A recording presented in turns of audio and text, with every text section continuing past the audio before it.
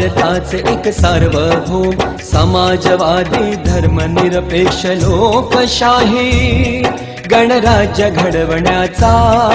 व त्याच्या सर्व नागरिकास सामाजिक आर्थिक व राजनैतिक न्याय विचार अभिव्यक्ती विश्वास श्रद्धा व उपासना यांचे स्वातंत्र्य दर्जाची व संधीची समानता निश्चितपणे प्राप्त करून देण्याचा